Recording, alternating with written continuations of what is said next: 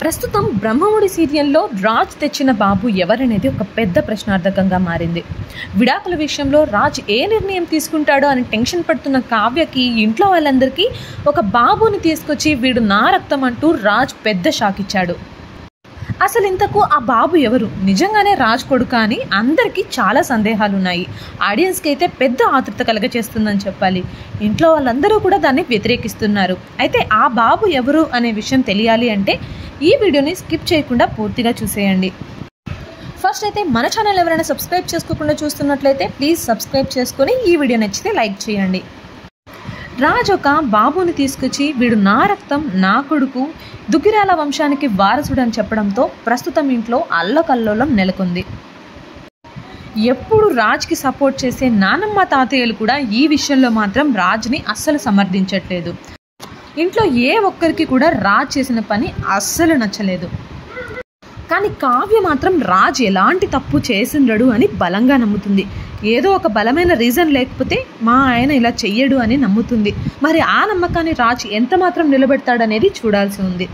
నిజానికి బ్రహ్మముడి అనేది ఒక రీమేక్ సీరియల్. అంటే ఇతర భాషలో ఉన్న సీరియల్ యొక్క స్టోరీని ఇక్కడ మన తెలుగులో తీస్తున్నారనమాట. బెంగాలీ గచ్చోరా సీరియలే బ్రహ్మముడికి ఒరిజినల్. దీని ప్రకారం రాజ్ తీసుకొచ్చిన బాబు ఎవరనే విషయం మీద క్లారిటీ వస్తుంది. నిజానికి ఒరిజినల్ సీరియల్లో ఈ బాబు క్యారెక్టర్ లేనే లేదు.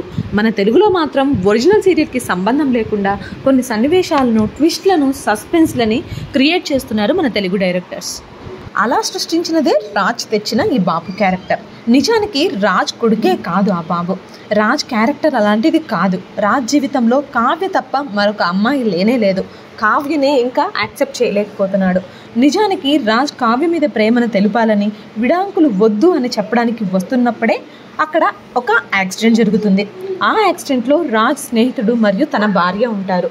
ఇక రాజ్ స్నేహితుడు మరణిస్తూ చివరి కోరికగా రాజ్ని తన బిడ్డని నీ బిడ్డగా పెంచి తన బాధ్యతలన్నీ నువ్వే తీసుకోవాలి, తన బిడ్డకి ఇంకెవ్వరూ లేరు అని మొరపెట్టుకోవడంతో రాజ్ తన స్నేహితుడికి మాట ఇవ్వాల్సి వస్తుంది.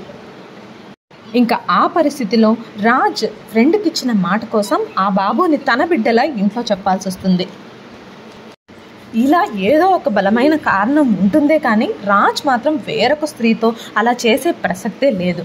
మరి మన తెలుగు డైరెక్టర్స్ ఎలా ఈ మలుపును తిప్పుతారో చూడాల్సి ఉంది. ఎలాంటి కారణం ఉంటే బాగుంటుందనేది కమెంట్ చేసి చెప్పండి. అసలు ఈ బాబుని సీరియల్లోకి ఇలా తీసుకురావడం పైన మీ అభిప్రాయం ఏంటో కూడా కమెంట్ చేయండి. కానీ నిజమైన ఒరిజినల్ గచ్చోరా సీరియల్లో మాత్రం ఈ విధంగా అస్సలు జరగలేదు.